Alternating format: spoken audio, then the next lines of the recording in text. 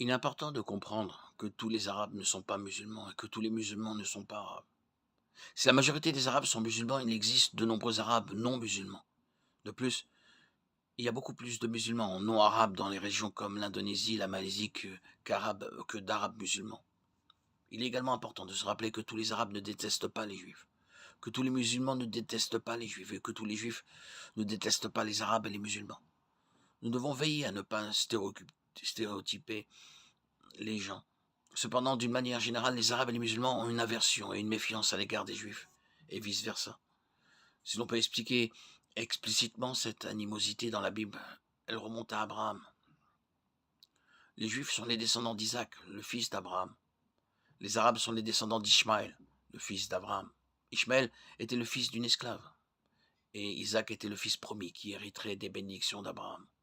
Genèse 21, 1, 3, Genèse 16, 1, 16. Il y avait donc évidemment une certaine animosité entre les deux fils. À la suite des moqueries d'Isaac par Ishmaël, Sarah persuada Abraham de renvoyer Agar et Ishmaël. Genèse 21, 9, 21, 11, 21. Cela provoqua probablement encore plus de mépris dans le cœur d'Ishmaël envers Isaac. Un ange dit à Agar qu'Ishmaël serait le père d'une grande nation. Et fait intéressant qu'Ishmaël serait un âne sauvage d'homme. Sa main serait contre tous et la main de tous contre lui. Et il vivra dans l'hostilité envers tous ses frères. Genèse 21, 18, 16, 12. Cependant, l'ancienne racine de l'amertume entre Isaac et Ishmaël n'explique pas toute l'hostilité entre juifs et arabes aujourd'hui. La religion de l'islam que suivit une majorité d'arabes a rendu l'hostilité prédite à Ismaël plus profonde.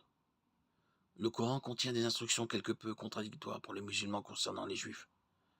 À un moment, il ordonne aux musulmans de traiter les juifs comme des frères, et à un autre moment, il ordonne aux musulmans d'attaquer les juifs qui refusent de se convertir à l'islam.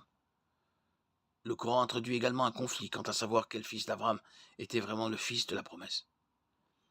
Les écritures hébraïques disent que c'était Isaac. Le Coran dit que c'était Ishmaël. Le Coran enseigne que c'est Ishmaël qu'Abraham a presque sacrifié au Seigneur, et non Isaac, en contradiction avec Genèse 22. Ce débat sur qui était le fils de la promesse contribue encore plus à l'hostilité d'aujourd'hui.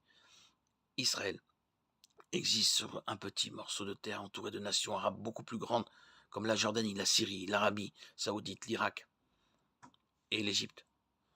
Nous pensons que du point de vue biblique, Israël a le droit d'exister en tant que nation sur son propre territoire que Dieu a donné aux descendants de Jacob, petit-fils d'Abraham.